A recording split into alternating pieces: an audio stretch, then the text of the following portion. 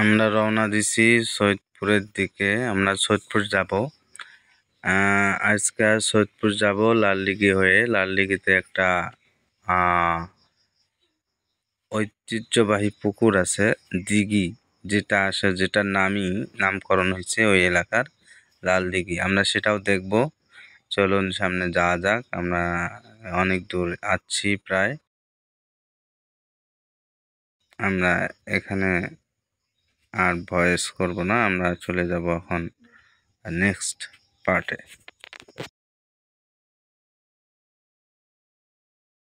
এই যে আমরা এখন আছি, এটাই সেই ঐতিহ্যবাহী দিঘি বা পুকুর, যেটাকে লাল দিঘি বলা হয়।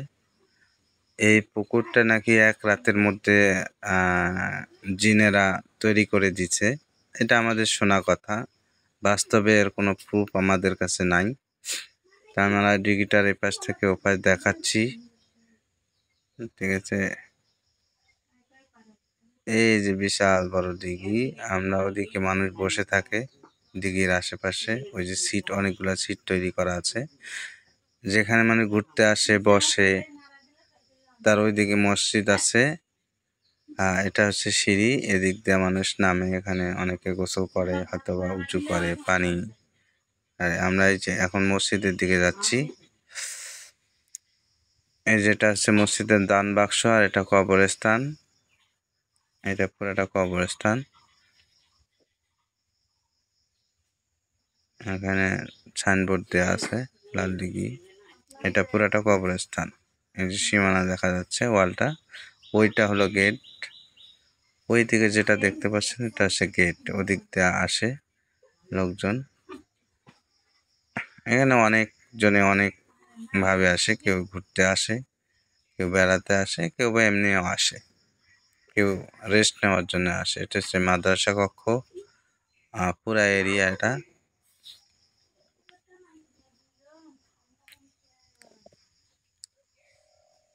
এটা পুরা ওই যে মসজিদের গেট, এটা লালদিঘি মসজিদ,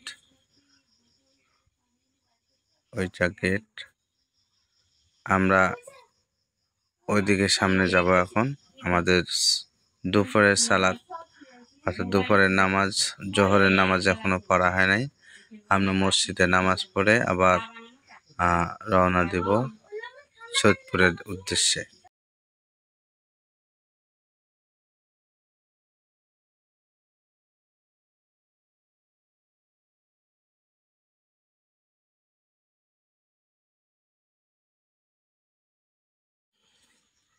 এটা মসজিদের ভিতরের কিছু অংশ দেখাচ্ছি। একজন নামাজ পড়তেছে। মসজিদের বাইরটা এটা, এখানে উজু করে লোকজন।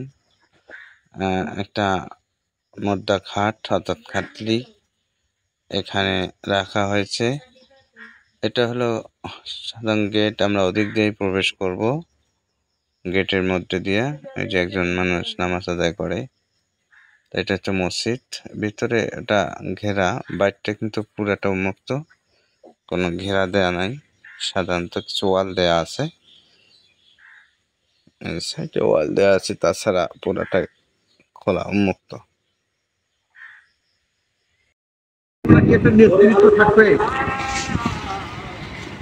আসলে কি জানি, মানে জান্নাত কিন্তু এমন একটা জিনিস যেটা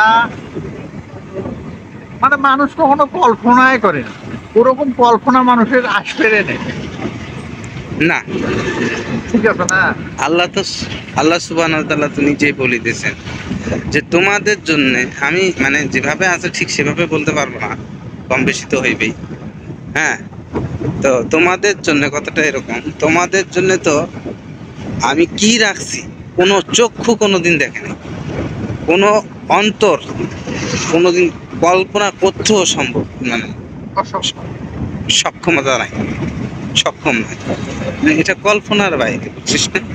যে আসলে আল্লাহর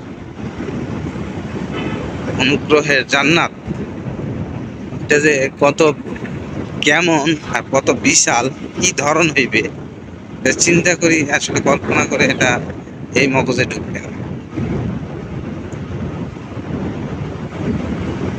তবে হ্যাঁ, আমরা যেটা জানি, যেটা আল্লাহ সুবহানাহু ওয়া তাআলা কোরআনে বলছেন অথবা রাসূল সাল্লাল্লাহু আলাইহি সাল্লামের মাধ্যমে বলছেন, বুঝিস নাই? তার ভিত্তিতে মনে কর একটা কথা এরকম আছে যে জান্নাতের মধ্যে বাজার থাকবে, বাজার।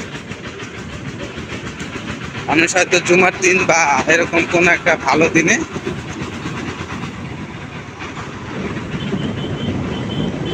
মানুষ সেই জান্নাতের বাজারে যায়, ঠিক আছে? যাওয়ার পরে সবার সাথে দেখা সাক্ষাৎ হইবে। আচ্ছা, এরকম একটা জিনিস যখন কল্পনা, আমি রেন্ড্রপসের একটা মানে লেকচার শুনছিলাম, 22টা লেকচার, পরকালের পথে যাত্রা লেকচারটা সিরিজের নাম। তার মধ্যে শেষেরটা সম্ভবত, না শেষের আগে জান্নাত জাহান্নাম সম্পর্কে যখন বয়ান হয়, তখন তারা বলে যে আপনারা একটু চিন্তা করেন, মানে একটু কল্পনা করে নেন যে আমরা জান্নাতে প্রবেশ করছি, ঠিক আছে?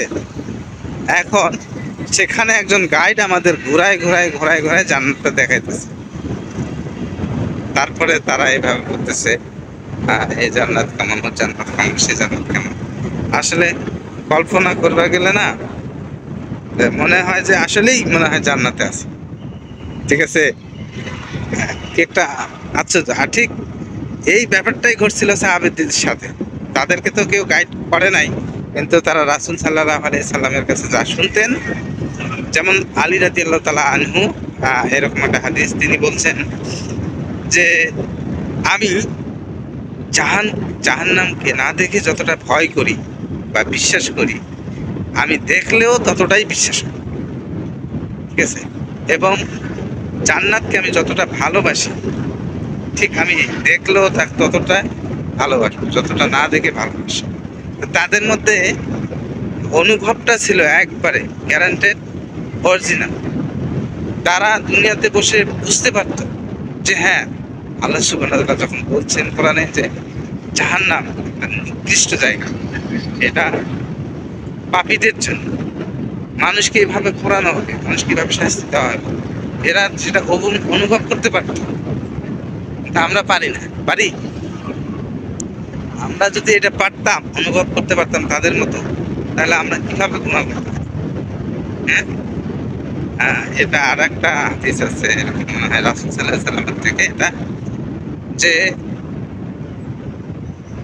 মৃত্যু মানুষের জুতার ফিতার থেকেও কাছে, ঠিক আছে? তারপরেও মানুষ কিভাবে হাসতে পারে? কারণ ওই যে উনি এরকম দেখছিলেন যে একজন ফেরেশতা, যাকে আল্লাহ দায়িত্ব দিয়েছেন সিংহায় ফু দেওয়ার জন্য, হ্যাঁ, তিনি সিংহা হাতে ফু নিয়ে আকাশের দিকে তাকায় আছেন, সিংহা হাতে নিয়ে আকাশের দিকে তাকায় আছেন যে কখন আল্লাহ আদেশ করেন, আদেশ পাওয়া মাত্রই ফু দেবেন। তো তিনি যখন এটা দেখছেন, তিনি বলতেছেন কিভাবে মানুষ তারপরে এরকম হাসতে পারে, আনন্দ করতে পারে, তৃপ্তি করতে পারে, যখন মৃত্যু এত কাছে মানুষের, ঠিক আছে না?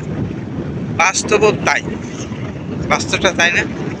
মনে করছে বর্তমান যে পরিস্থিতি, আমরা যে আশেপাশে যত যে জায়গায় যাই না, এটা কোন জায়গা আছে, এটা আবার মুসির হাট, মুসি থাকে, এই কয়টা মুসি পাওয়া যায়, একটাও নেই মুসি, কিন্তু একটাও নেই।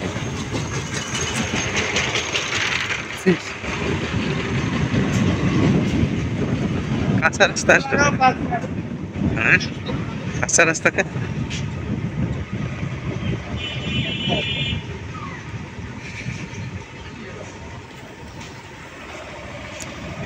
হ্যাঁ, যে কথা কইছিলাম, বাস্তবেই কিন্তু দেখাবো না। হ্যাঁ, তো বাস্তবেই কিন্তু আমি এক শায়েখের কাছে, না ওই যে রেন্ড্রপস থেকেই শোনা মৃত্যুর ব্যাপারে, যখন ওনারা লেকচারটা দিলেন, তো এমনও মানুষকে দেখা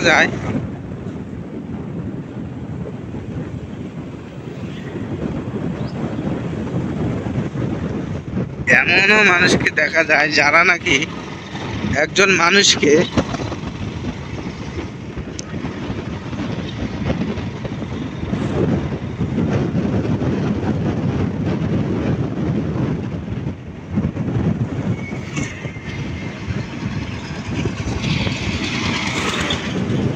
একজন মানুষ মারা গেছে, এই মারা যাওয়ার জানাজার অনুষ্ঠানে গেছে, জানাজা পড়তে গেছে, জানাজা পড়ছে, ওখানে গেছে, একজন মানুষ মারা গেছে। কিন্তু এখন ওখানে যাওয়ার পরে মানুষ যে অনুভব করবে যে একজন মানুষ মারা গেছে, এই অনুভবটাও তাদের নাই। তারা ওখানে যা দেখতো যে কি করে, কেউ কেউ ঠাট্টা করে।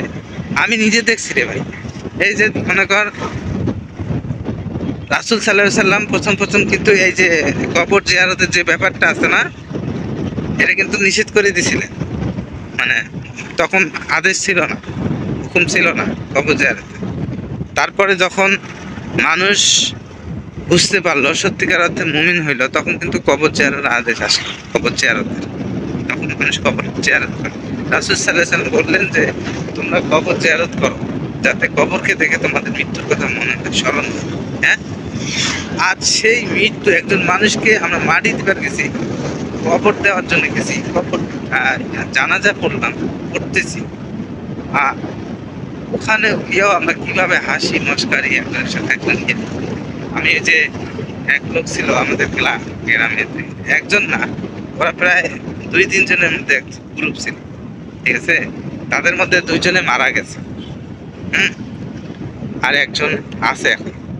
তা এরা দোয়া করতে, যখন একজন আর একজনের সাথে মস্কারি করতো দোয়ার সময়,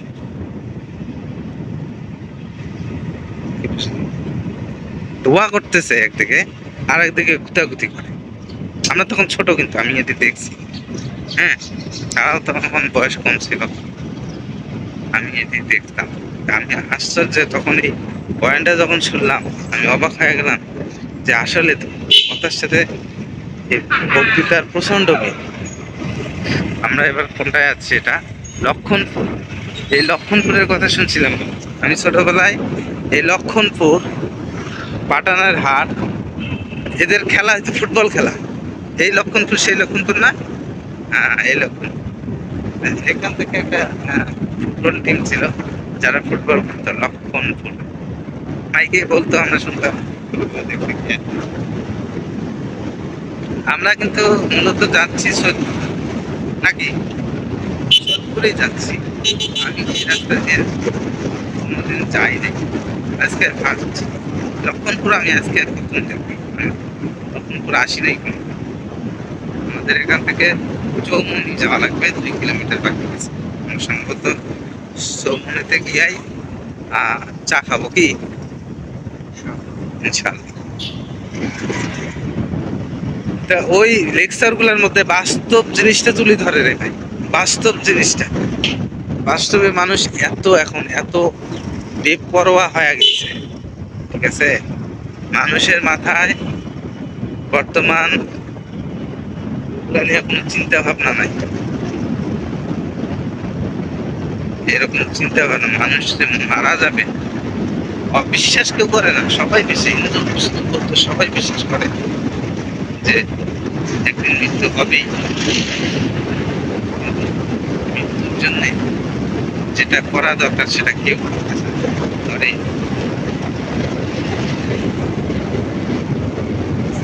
কিনা ভাই?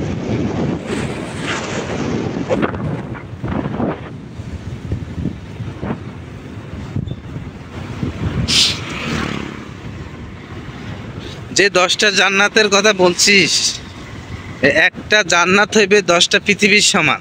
হ্যাঁ, কিন্তু সর্বশেষ যে ব্যক্তি জান্নাতে প্রবেশ করবে তার জন্যেই সর্বনিম্ন যে জান্নাতটা আছে সেটা বলে 10টা পৃথিবীর সমান। হ্যাঁ, তাহলে চিন্তা কর। আর আজকে মানুষ আইল কাটা নিয়ে মারামারি। তারপরে কি আছে, জমি। আমি আশ্চর্য হয়ে যাই, আমাদের এলাকায় আমি দেখছি একজন মানুষ, আমার মনে কর যে হুজুর মানুষই, ঠিক আছে? আমি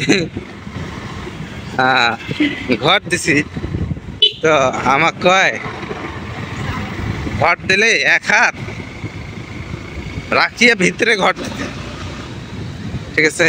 আমি বুঝি নাই, তারপরে আমার বোঝার দরকার। আমি ছোট মানুষ, তারা বিজ্ঞ মানুষ। আসলে এর মধ্যে কারণটা কি? আমি মনে করছি যে হয়তো এই জন্যই যে ঘর পিছাইবে বা কোনো কিছু গাছ টাছ লাগাইতে গেলে একটু একটু বেশি রাখাই ভালো, এটা মনে করছে। কিন্তু তিনি কি বলছে আমি যখন জিজ্ঞেস করছি, বলছে যে তোর ঘরে চালের পানি পড়বে না। পানি পানি কি পড়বে? মোর জমিত কি মুই তো পানি ফেলবার দেব? মনে আশ্চর্য হয়ে গেল, এ কি করলো রে? তো আমি আবার আটকাই নাই, আমি আবার শোনার পরে আমার মাথার যখন বাস ভাব পড়ি, কি রে এটা কোন ধরনের কথা? চালের পানি পড়বে, এই জন্য এক হাত যদি বেশি রাখা লাগে, তাহলে আল্লাহ যে আকাশ থেকে বৃষ্টি দিচ্ছে, বৃষ্টির পানি তো তোর জমিনে পড়তেছে, সেটা আটকাস না কা? হ্যাঁ, ওটা আটকা দরকার না। তোর প্রয়োজন হলে নিবি, না হলে নিবি না, সেটা আটকাও। এটা আমরা কি কি দুনিয়ার নাম রাখা নাই? বাঙালিপুর রে, এটা আবার বাঙালিপুর। তাহলে আমরা কি এখন পাকিস্তানি পড়েছিলাম? কত কি দেখা লাগবে? হ্যাঁ, এই জন্য এটা মুক্তিযোদ্ধা, বাঙালিপুর জন্য মুক্তিযোদ্ধা, নাহলে এতক্ষণ তো মুক্তিযোদ্ধা দেখি না। চৌমনি বাজার, এই প্লেনটা গেল, এখন আমরা ঢাকা যাবো কেমনে? দেখা যায় সে প্লেন দেখা যায় ভাইয়েরা, আর দেখা যায় এখনো দেখা যায় তো, ছবি তুললাম। চৌমনি আছি, মনে হয় যে আমার সোদপুরের কাছাকাছি আছে। ভিডিওটা অফ করে দিলাম, এ পর্যন্তই থাকবে এটা। আমরা এখন সোদপুরের ভেতরে ঢুকে পড়ছি, সোদপুর শহরে। এগুলা সোদপুর শহরের রাস্তার সাইডে যে বড় বড় এরিয়া, অফিস আদালত, এটি বিশেষ করে বেশিরভাগগুলাই সরকারি অফিস। আমরা এভাবেই রংপুরের ভিতরে, সৈয়দপুরের ভিতরে, সৈয়দপুরের ভিতরে প্রবেশ করছি।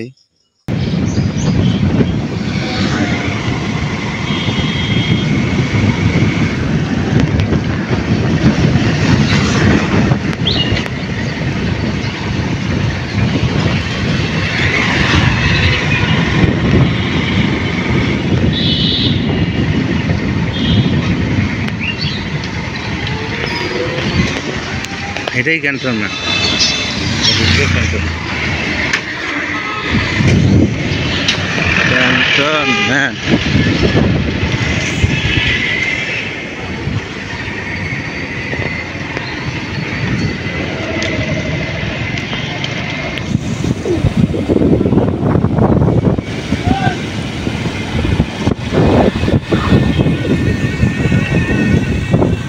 মাথার উপর দিয়ে তো ভালোই হয় রে, হ্যাঁ।